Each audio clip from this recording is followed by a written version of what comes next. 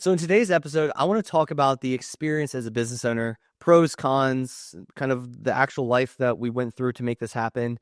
Because a lot of people don't understand what this actually entails. And so I know we hear a bunch of stuff online about entrepreneurship versus W-2 and never, run that rat race everyone wants to get out of. But I want to talk about the truth. And I want to talk about my experience as a business owner and where we're at today. But I want to start 10 years ago when we were paying off a lot of debt and getting our finances in order. And that's where Budgetdog actually came from. This episode, by the way, is not going to be intended to rah-rah, give me a lot of hype and, brag about being an entrepreneur. That's not the goal here at all. I want to make that very clear. But I do want to give you insight into my mindset shift that's happened since I was W-2 versus now that I am actually running my own business. So when we started our financial journey 10 years ago, I worked at Deloitte. My wife was in sales, and we had a lot of good things going for us. Obviously, we were getting our finances in order. But as we did so, we started sharing that journey with friends and family. And when we did so, we realized they had a lot of interest. And so therefore, it kind of led to sharing our insights online. And even myself, I was not really about sharing my insights. I was a pretty private person. My wife kept pushing me, hey, you love this stuff. You're doing so well. You're helping so many people at the, our family level and personal friend level.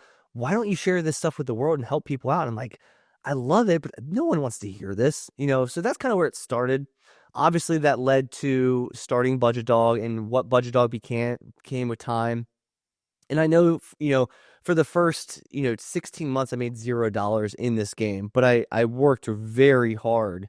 And the goal initially wasn't really necessarily to make a bunch of money. It was just to kind of have that hobby outside of Deloitte as a CPA. And that was kind of my career path. And mentally, I assumed I was going to go in the corporate world. Like there was no thought of entrepreneurship.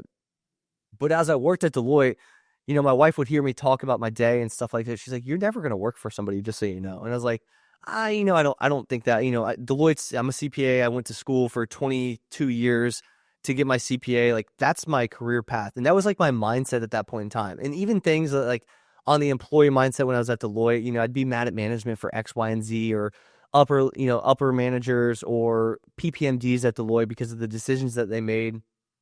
But I always saw it from just an employee side of things. And I think a lot of employees do not understand, and it's not their fault, that they don't understand really truly what goes into building a business. Like we talk about blood, sweat, and tears, late nights, early mornings, sacrifice, things like that. But those are just words. And unless you feel that deep in your soul, like I have myself over the last 5 years, it's really hard to actually understand that, if that makes sense. And so I'm going to walk through that experience over the last 5 years. So 5 years ago, June 2019, I started Budgetdog. It is now almost June of, let's call it 2024. So let's call it 5 years. Now, during the June 2019 to June, or let's call it even August of 2021, I was working at Deloitte and also running my side business per se at the time. And I eventually took that leap of faith because I had a lot of faith that, hey, we were making at or above our 9-to-5 income for 12 straight months. We decided to take that leap of faith and go into entrepreneurship full time. My journey through entrepreneurship, even to this day, has been a whirlwind in many different ways. And I want to remind people the mindset going into entrepreneurship is not for everybody, and that's okay. And not everybody needs to go into entrepreneurship. I don't think that's a thing. I think that's really weird when people push that. It's like it's not meant for a lot of people, and that's okay. Figure out what works for you and go with what you love. And for me, I love owning my own business. With all the stuff I'm about to share, I still deep down love this. And so I saw a stat online saying 40% of businesses fail within the first 3 years, 50% within 5 years, 66% within 10 years, 73% within 15 years, and nearly 80% within 20 years. Business is not for everybody, and especially creating your own business. That's a big hurdle. That's a huge task to take on.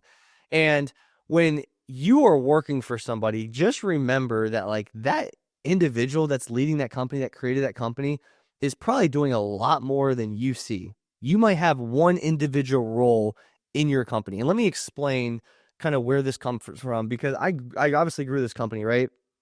And so we have a ton of different departments now at this stage, 15 plus people on the team. Awesome crew. I love the Budgetdog crew across the board. And in the beginning, I actually did everything. Like before we had anybody, right? I would do all my marketing and all my posting and, all the content out there that you see. I would do all of the calls that I take, one-on-one calls to join the academy, whatever the case was, I would take those. Oh, I would also do student success. So if the people that came into my academy or into the programs or worked with me one-on-one, I had to make sure they had success, right? So at the end of the day, I was doing everything. So I was doing all of that stuff, and I love to do it. But obviously, eventually, as to scale a business like anything, you need to hire people, put them in spots that you used to do, and go on with your day.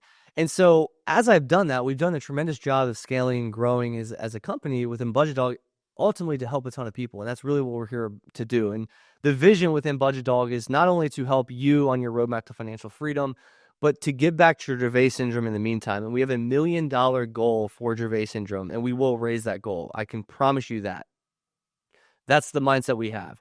My shift from W-2 as an employee at Deloitte into owning my own business gave me a lot of perspective on a lot of different things. Not only did it speed my personal development up in a big, big way, because you're forced to do things, you're forced to be uncomfortable, you're forced to grow as a person to make sure the business is sustainable. And if you don't, your business is going to fail. I can tell you that right now. If you don't build yourself up as a better quality person, your business will fall on its face really fast. So you got to change very fast. Adaptability is one of the biggest traits I see in highly successful people.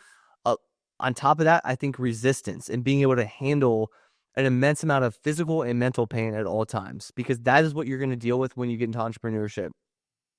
And it reminds me of this iceberg photo that, a lot of people see online. And I think they see it and they feel all warm and fuzzy inside. Oh, how cool is this?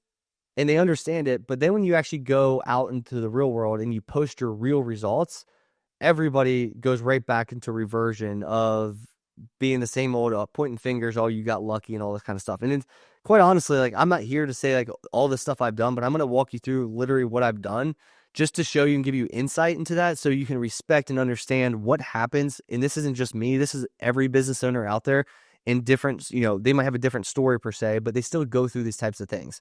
So you see this iceberg photo online. It's, at the very top above the water, it just says success. And everyone labels you as a success and things look great. But the thing is, when you have that success, when people start to notice that success, even the biggest people in the world, LeBron, Tiger Woods, Tom Brady, presidents per se, whatever the case is, whatever you consider success, there's a lot of people out there that are told that they didn't do much or they're still not good enough.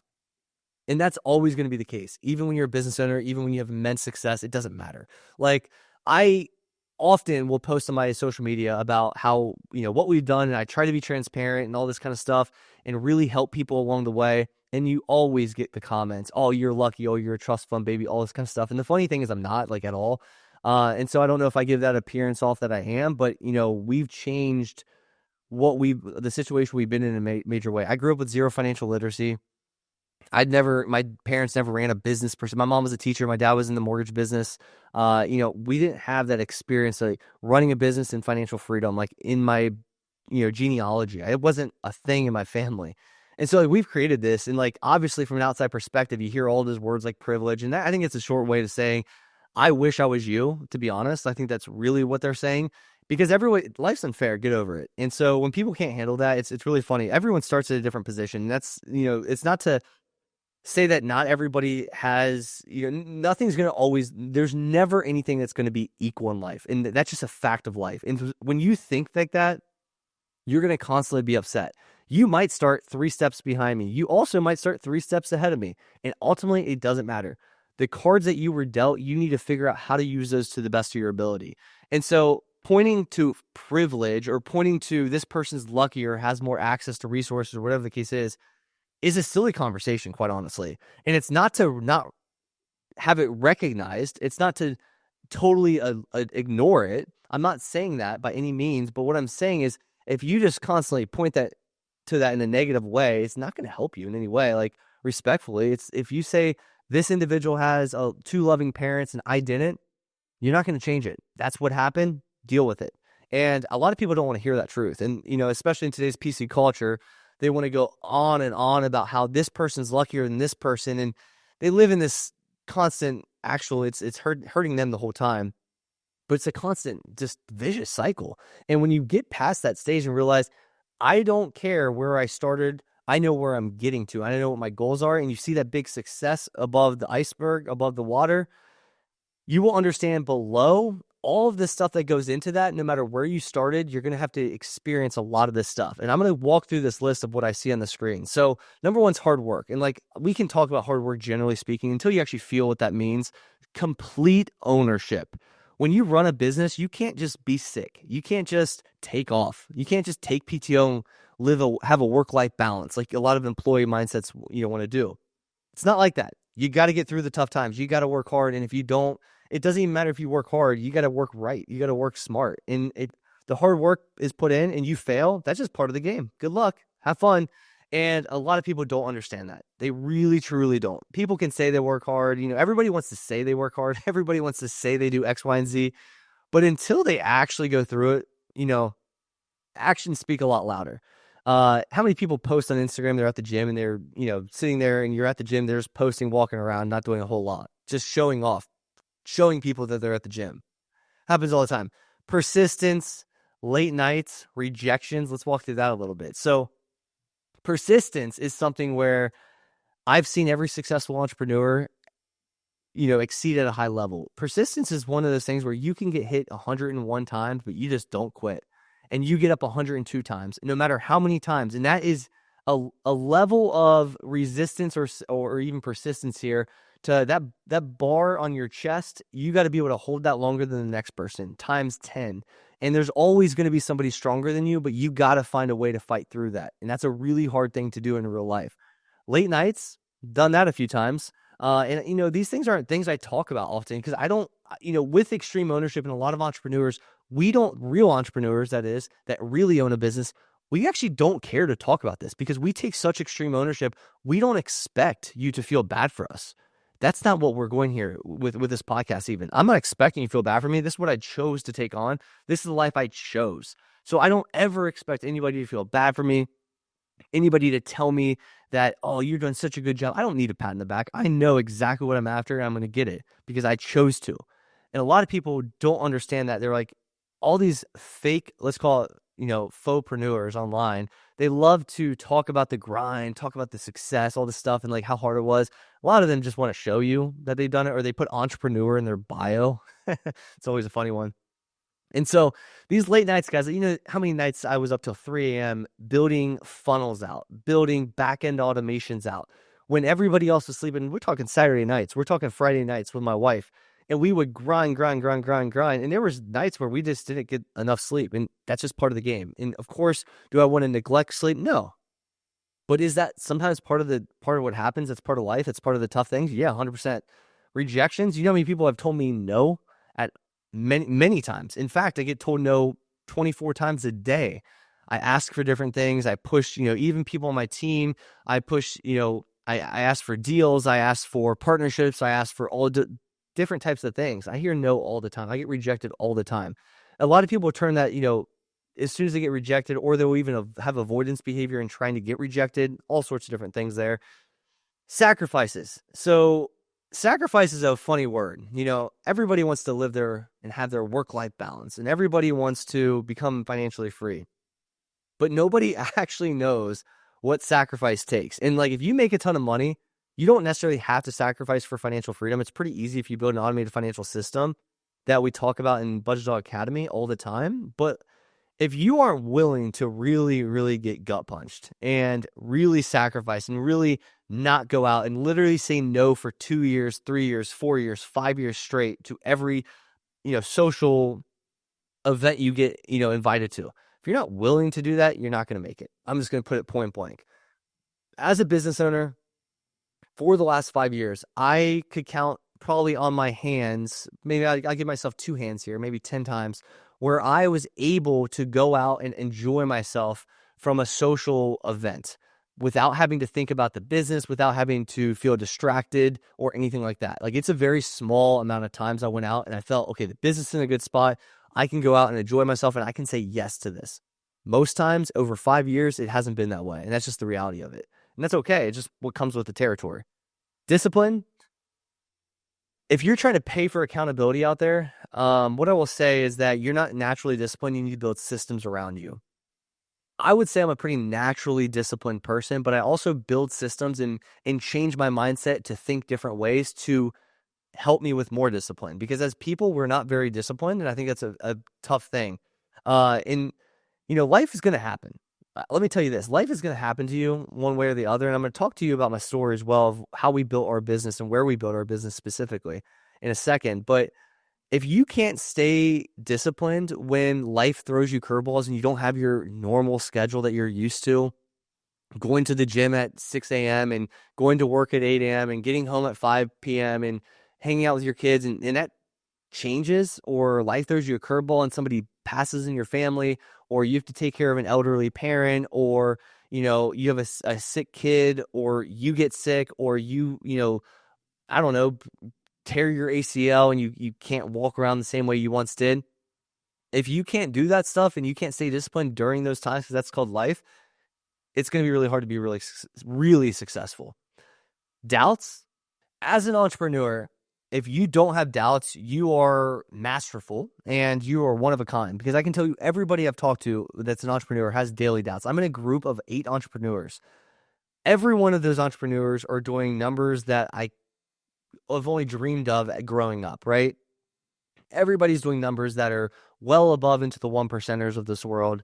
And every one of those individuals has constant doubt. There's a weight on those individual shoulders, myself included, to provide, to be the individual that brings the bacon home for the family at least. And that's not easy to deal with. And I think a lot of people think that, oh, these entrepreneurs make a lot of money, therefore it's just forever thing. And there's risk and there's doubts. And does this work? Or, does this project fail? And most of my projects do fail. And then you only see the ones like Budgetdog Academy that come out and they're a stellar success. And we have 1,500 people in there because it's been a huge success. But you didn't see all of the failed projects I had the last 5 years because I don't publicize those, because those aren't out to the public, because they failed behind the scenes before they even took off. But how many hours, how many late nights did I stay up to make that happen and then totally get KO'd and have to deal with that? And nobody sees that side. They just see the smiling face talking about Budgetdog Academy. They see the smiling face talking about the Amazon, #1 bestseller, Roadmap to Financial Freedom. They see all these things and they're like, oh, well, it's just easy. It's just lucky. It's just blah, blah, blah. They start pointing those fingers because they see above the water, that top of the iceberg, which says success. They don't see all this stuff behind the scenes. They don't talk about the failures. They don't talk about the risk that we take. I was talking to my buddy on last night's call on Budgetdog Academy. He bet $20,000 that this project would work out for him. Not a lot of people are willing to take those bets. And it's not right or wrong. I want to re-emphasize, it's not right or wrong, but it's important that you acknowledge that these entrepreneurs, these business builders, are taking immense risk on their family. He says he is taking out the bare minimum for his family of 3 to survive. And if he doesn't provide a viable solution to his customers, which ultimately will get him paid down the road, he has to go back to the 9-to-5 grind. And there's a lot of risk with that, especially when you have little children at home and you have a wife relying on you that's, staying at home with those children or something, or a spouse of some sort. There's a lot of risk with that. And until you feel that real time, like you actually step into the individual shoes, you could hear all these things. Oh, that person passed away. It's so sad. This person had, a situation with a Dravet syndrome like myself. Like, oh, that's really sad. This person had a failed business. This person had a divorce. Unless you sit in their shoes and you truly feel for them and you feel the emotions that go through those individuals' bodies, it is impossible to understand what that individual is going through mentally to be able to sustain the business or whatever whatever they have going for them. Ultimately, above the water in the iceberg example of that success, big picture that you always see online. Until you understand and feel this, have some empathy for these individuals, because this is a thing that is so talked upon online. You have the individuals pushing the entrepreneur grind, and it's so phony. And then you have the individuals out here that are, pointing fingers saying you got lucky every time an entrepreneur gets successful, or even an athlete for that example, or an actor of some sort. There's so many different people that just want to tear people down, and it's so sad to see. Because those individuals that point up at this, you're always pointing up. You're never pointing down, by the way. So those individuals that see success, that all these people are pointing fingers, leaving comments on their posts, saying whatever they want to say in the media about them. Just laugh at it, because they don't know what came below that water line, which was hard work, persistence, late nights, rejections, sacrifices, discipline, criticism, doubts, failure, risks. They don't know this stuff. So let me walk you through what happened with our story. So I told you I left in August of 2021 from Deloitte. And when I left from August of 2021 from Deloitte, I went in full-time with entrepreneurship. And this was quite understandably a huge risk for myself. I was going my entire life, let's call it 27 to 28 years in the corporate America, typical W-2 route, getting my degree, all those kind of things. So the initial goal was for me to stay home with my daughter. And my daughter, Logan, was diagnosed with Dravet syndrome about 5 months into me staying at home. And obviously staying at home with a child to begin with, especially a newborn, is really hard. So what we would do, and this is exactly what my wife and I did, the first half of the day, let's call it from, when she left, let's call it 8 a.m., all the way to 5 p.m. She was out and about on the road doing her sales job, and I would watch Logan. I'd feed her bottles. I'd, do all the sorts of dad things that you'd have to do for a newborn. Nothing crazy there. A lot of you guys have kids. You guys know the deal. But I was also trying to build a business during that time. And so I had to figure out ways to do that. And it wasn't easy, because 5 months in, she was diagnosed with Dravet syndrome, and Dravet syndrome isn't exactly the easiest thing to deal with. And again, I don't come from a place that I need sympathy here. That's not what I'm asking for. I'm trying to give you a real life look into the real life experience of an entrepreneur, somebody that builds this business, somebody that actually goes through sacrifices. And so the best way to explain Dravet syndrome is, in short, it's a form of epilepsy. But a lot of people instantly think seizures is the only thing that occurs during, epilepsy. But the reality is, every single thing you could think of from a child perspective that people go through on a daily basis is going to be challenged in some sort of the way. I would say, on an estimate, on a given day, I would have to hold her or put her in my arms or put her on, the dad backpack on the front, the front of my chest, at least 60% of the day. So if you put that in perspective, 60% of my day I was holding a baby while trying to manage her not to have a seizure, because everything you could think of was a seizure. Oh, wait, light, water temperature, just general instability. If she doesn't eat the right exact nutrients, if we go outside and wind hits her in the wrong way, we're talking everything. You think about all the daily tasks that you do with your child. Give them a bath. That sounds like a great time. Oh, wait, the seizure occurred in the bath, and we can't take baths the way we used to take baths. And so that's a really scary experience for us, because if we take a bath, there's potential for a seizure if the water temperature is the wrong, or the water hits her in the eye the wrong way. It is, think about a kid running around that's, a normal kid, and all of a sudden they get out of hand or get too excited, that causes a seizure. And so all these different things could occur at any given point in time. So think about the pins and needles somebody walks on to deal with that on a daily basis. And we still do this to this day. And by no means am I asking for sympathy, but it's good to see the insight, because if you really put yourself in that position, the emotion that goes through you on a daily basis and how much mental fortitude you have to get through that is insane. My wife does it on a daily basis right this second, so that I'm able to focus on this business and do this podcast and do all my content and do all my student success stuff. But if she wasn't here, I'd still have to be doing that. But for the first 5 months, it was just general, normal kid stuff, normal baby stuff. We sensed something was off, but it wasn't there was no seizure at that point in time. It was still very hard. Month 5 came in, she had that first seizure. And so pretty much from January 29th of 2022, when it first occurred, up until the end of 2022, it was do or die. And so it wasn't just, hey, this is an awesome experience, I can stay at home with my daughter and be an entrepreneur. It was, if I don't make this happen, does the family survive? Do I have to go back to the 9-to-5 grind? What if I don't make this happen right now? My wife needs to stay home with her, because if we don't, she doesn't have the right development. She doesn't have the 24/7 supervision that she needs for development. So think about my perspective at that point in time, right?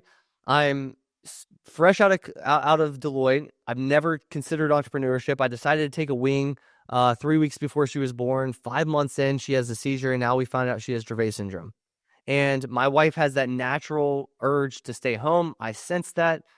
Immense pressure piles up really, really quickly that I need to get her out. And so I was on a podcast October of 2021, right when I left the job, really, ultra high. I didn't know Erin was, in the position that she, had to leave at that point in time. We were going to kind of like coast and make sure we were in a good position before she left. And I said on Todd's podcast, the Millionaire, I think it's called the Millionaire Podcast, I said, I'll retire my wife in 1 year. And that was in October, I want to say it was like October 20 something. And 363 days later, we retired Erin. And it wasn't like, hey, I put that all on my shoulders to make that happen. She played a major role in that. Let me be very clear.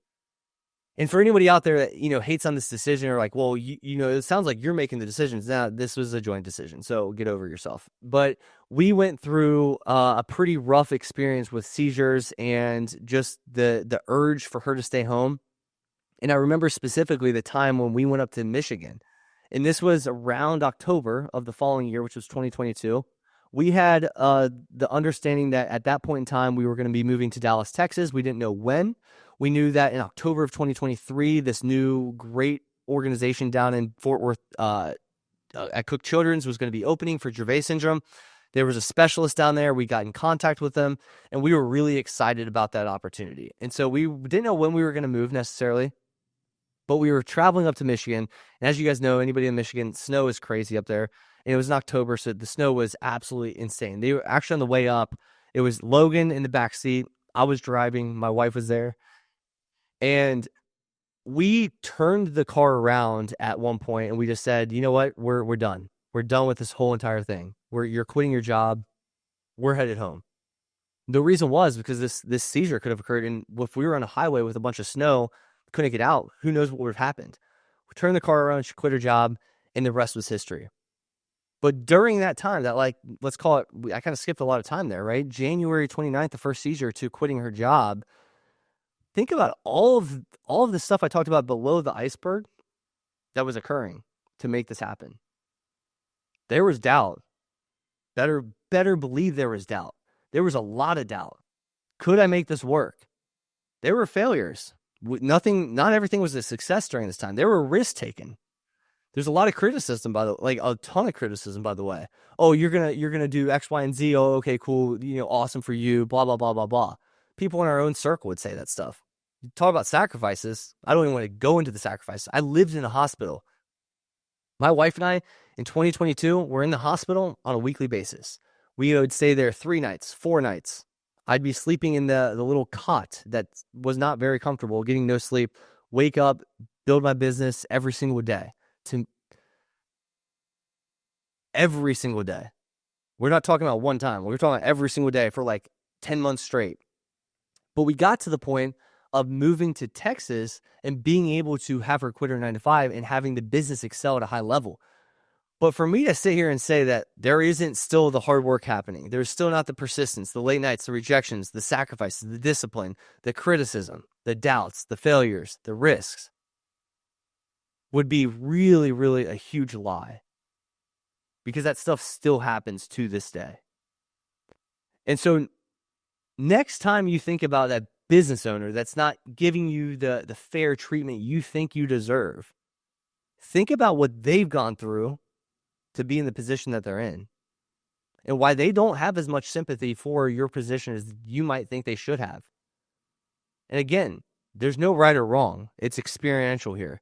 It's understanding this true real life experience through my lens. This is what still happens to this day.